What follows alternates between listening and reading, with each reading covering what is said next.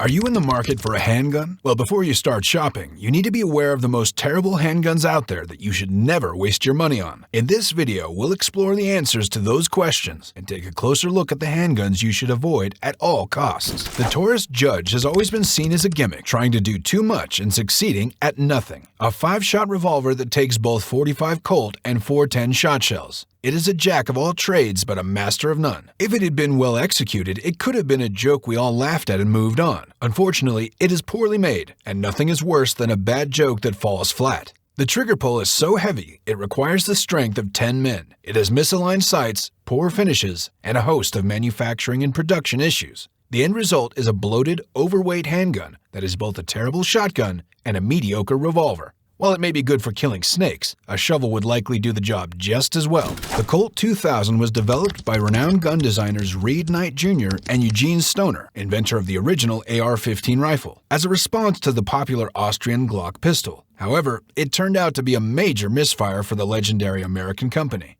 Although the design of the gun was theoretically sound, with a polymer frame and a metal slide to reduce weight, a double-stacked magazine that held 15 rounds, and a striker-fired mechanism, it suffered from serious reliability issues. Many owners reported failure to extract jams, poor accuracy, and the need for a safety recall. Despite being touted as a gun that would dominate the world of 21st century handguns, the Colt 2000 lasted only 4 years on the US market, from 1991 to its cancellation in 1994. Unfortunately, it was an embarrassing failure for the company and a stark contrast to its history of producing innovative and reliable firearms. You may have spotted this gun on the big screen, such as in the hands of a villain in the original Bad Boys, or wielded by Monica Bellucci in the forgettable Matrix 2. With a plethora of appearances in films and TV shows, it has become one of the most famous terrible guns ever made, and for good reason, as the gun is plagued with issues. The trigger pull is typically heavy, the sights are almost useless since each of the 4 barrels have different points of impact, and when firing the .357 Magnum that it was designed for, the gun has been known to fall apart. While it does hold some value as a historical curiosity, it's akin to saying that contracting polio would be an interesting historical experience.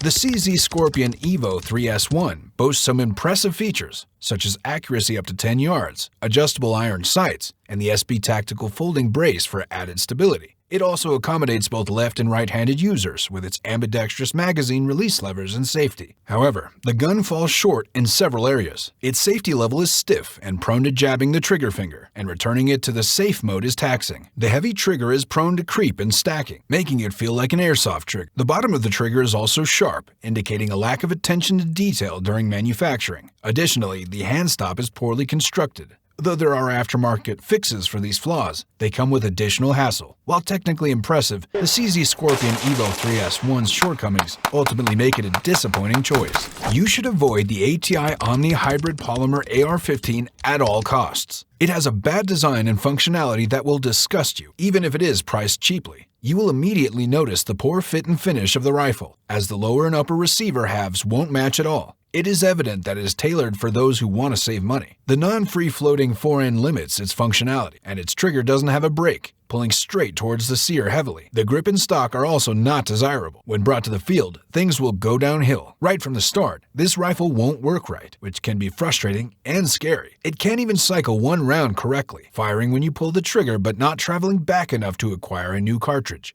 Even if you lubricate it adequately, the same result happens. It is suspected that its recoil is the one causing the problem. Furthermore, it has been reported that this rifle doesn't lock back after shooting a round, as its bolt catch is susceptible to rotating out of position. It is also evident that this rifle doesn't have a good hold over magazine, which shake uncontrollably once inserted.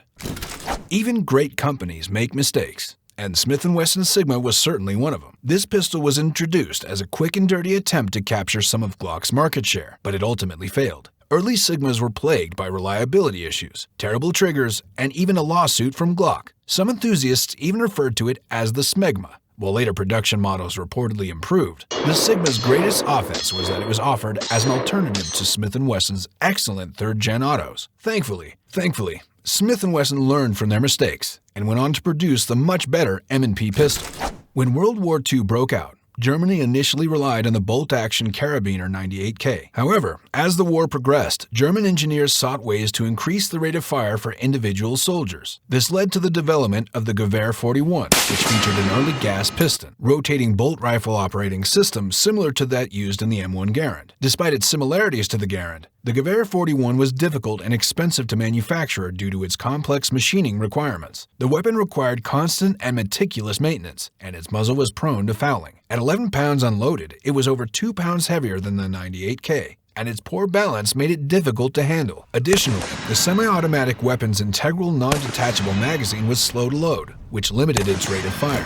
The French Sureshot machine gun, produced by the Gladiator Bicycle Company, was one of the earliest squad-level automatic weapons ever developed. Its design featured a significant amount of metal tubing, which resembled the frames used in bicycle construction. Initially used by the French Army in World War I, the Sureshot was later adopted by American forces. However, the Sureshot was plagued with several design flaws. The weapon was notorious for jamming, and in the muddy and dirty conditions of trench warfare, dirt and grime could easily work their way into the weapon's many openings, leading to further malfunctions. Additionally, the gun's design was problematic, and it often punched the shooter in the eye or cheek if held improperly. Despite its shortcomings, the Sureshot continued to be used because no other weapon could replace it at the time. Nonetheless, all major armies removed it from service after the war, and the United States replaced it with the much-improved M1918 Browning automatic rifle. While the Sureshot was the first of its kind, its removal from service speaks to its inadequacies as a reliable automatic weapon. Imperial Japan had a formidable presence at sea and in the air, but its military firearms were lacking. The Nambu pistol, which was privately purchased by thousands of Imperial Army and Navy officers, was one of the least ergonomic pistols ever built, and became the unofficial pistol of the Japanese military. While the Nambu superficially resembled the famous German Luger P08, it had several design flaws. Its safety could only be operated by the user's free hand, which was cumbersome and inefficient. Additionally, the double recoil springs and magazine spring made removing an empty magazine extremely difficult, especially when the firearm was wet or oily. The weapon's weak striker spring often lost power over time, resulting in light primer strikes that occurred so frequently that the holster had a pouch for a replacement spring. Furthermore, the 8mm cartridge used by the Nambu had notoriously poor stopping power and was never used in any other weapon. Overall, the Nambu was a poorly designed and unreliable firearm that lacked the functionality and effectiveness of other military pistols of its time.